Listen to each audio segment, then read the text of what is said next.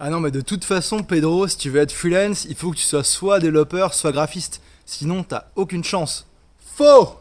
Salut, c'est Ambroise, et aujourd'hui je vais casser ce mythe comme quoi il faut être soit développeur, soit graphiste pour être freelance. J'entends beaucoup de gens qui veulent se lancer en freelance ou qui se sont lancés, et qui se sont lancés comme ça en tant que développeur parce que c'était le métier à faire en tant que freelance, ça gagnait bien, où il y avait de la demande, pareil pour le graphisme. Mais c'est complètement faux, et dans cette vidéo, je rétablis la vérité.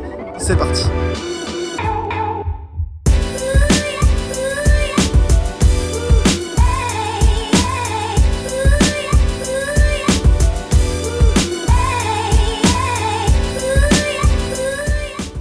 Au fait, si tu me connais pas, moi c'est Ambroise, ça fait 6 ans que je suis freelance en growth marketing, donc pas du tout en tant que développeur ou graphiste, je suis très mauvais là-dedans d'ailleurs, et 3 ans dans ces 6 ans que je suis 100% indépendant et nomade digital. Je me suis donné comme mission de démocratiser ce style de vie à travers des vidéos comme ici, avec des conseils sur comment devenir freelance, un meilleur freelance, comment voyager léger en tant que nomade digital, etc.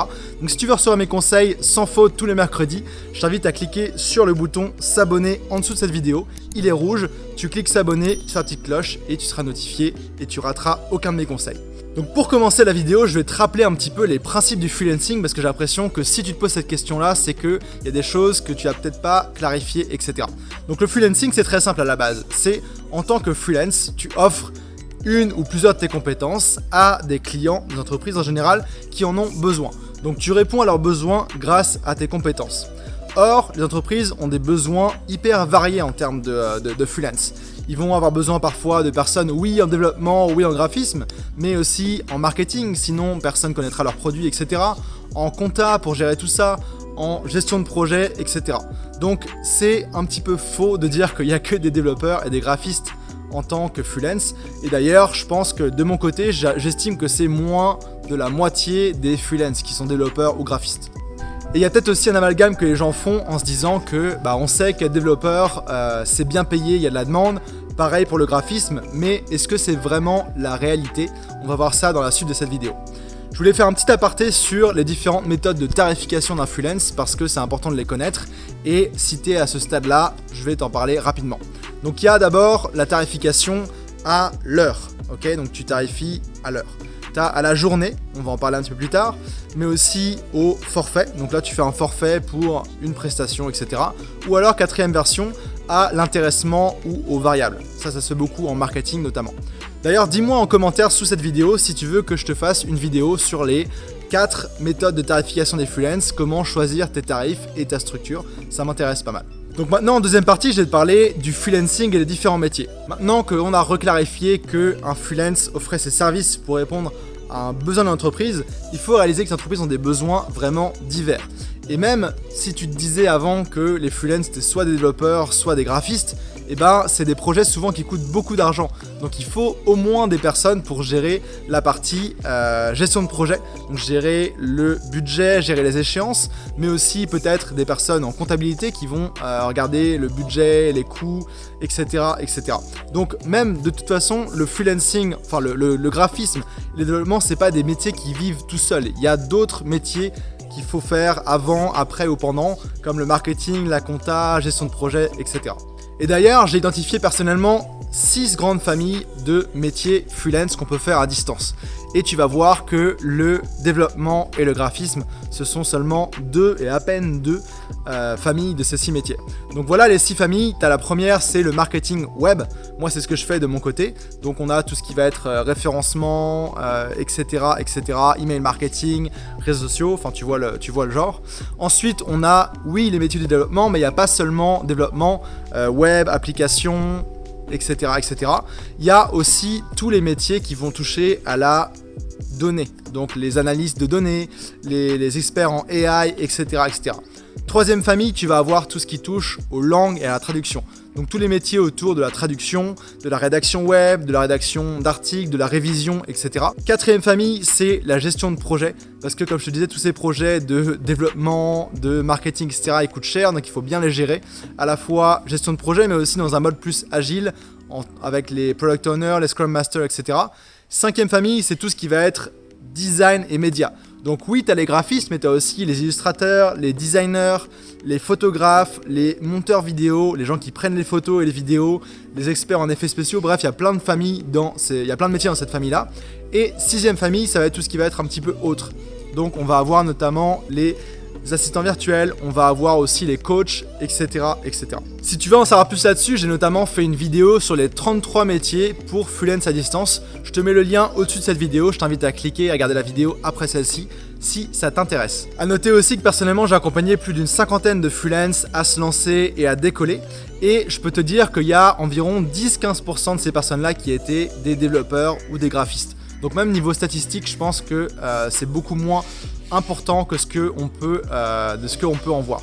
Et aussi, je pense qu'il y a un biais qui s'est créé parce qu'il y a beaucoup de youtubeurs qui sont développeurs freelance. On a par exemple Harry GMG, on a Mike Codeur Nomade, on a développeurs libres. Et étant donné qu'il y a assez peu de youtubeurs qui parlent d'autres métiers, comme le marketing web, comme les choses comme ça, le faire en freelance, je pense que dans l'esprit général, ça s'est concentré sur le fait que pour être freelance, il fallait être développeur, mais c'est faux. Donc maintenant que tu as compris qu'il fallait pas forcément être développeur ou designer ou graphiste pour être freelance, j'ai envie de te parler justement de comment toi tu pourrais choisir un bon métier pour toi, un métier qui te convienne, qui soit bien rémunéré et qui soit en demande. Si tu démarres en freelance, je te recommande vraiment de te concentrer sur un métier parce que tu vas évoluer beaucoup plus vite, tu vas avoir un bien meilleur tarif rapidement et puis tu pourras par la suite te développer dans d'autres domaines avec une autre offre si tu veux. Donc déjà, pour découvrir un métier qui va te plaire, je t'invite à regarder le modèle qui s'appelle Ikigai. C'est un modèle japonais qui est en fait l'intersection de 4 cercles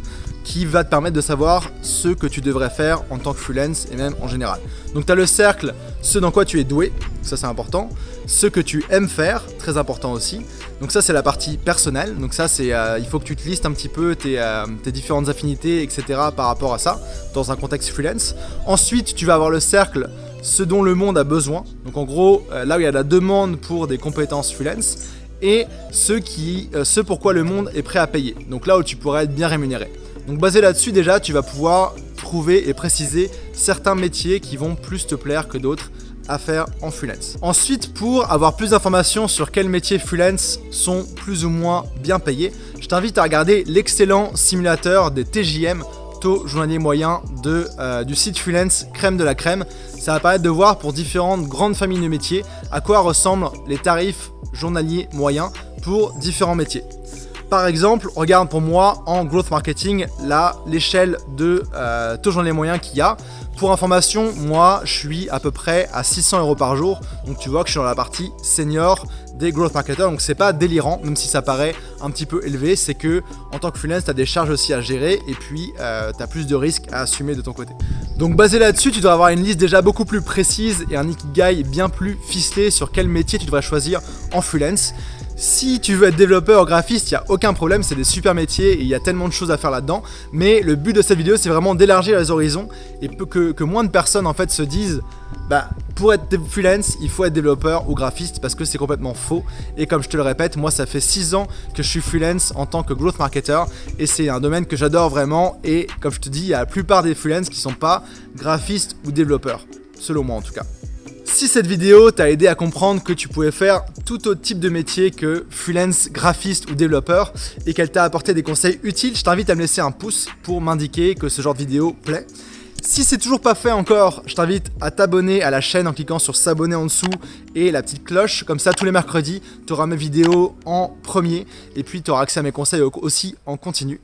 Donc, je t'invite à t'abonner pour avoir accès à ça. Et si ton objectif, c'est de te lancer en freelance et que trouver un métier, c'est ta première étape, bonne nouvelle pour toi, je viens de refaire complètement ma formation offerte sur les 7 étapes pour devenir freelance à distance. C'est une formation offerte que tu reçois par email pendant 7 jours. C'est au format vidéo. Et pour la recevoir, je t'invite à cliquer sur le premier lien en description sous cette vidéo. Si tu es sur mobile, je t'invite à cliquer sur le petit triangle pour dérouler la description. Et tu cliques, tu m'indiques à quelle adresse email je t'envoie la formation offerte. Et pendant 7 jours, tu as accès à mes meilleurs conseils, étape par étape, pour te lancer et puis décoller en freelance. Je te laisse là-dessus pour aujourd'hui. Merci d'avoir regardé cette vidéo jusqu'au bout. Et je te dis à mercredi prochain. Ciao, ciao.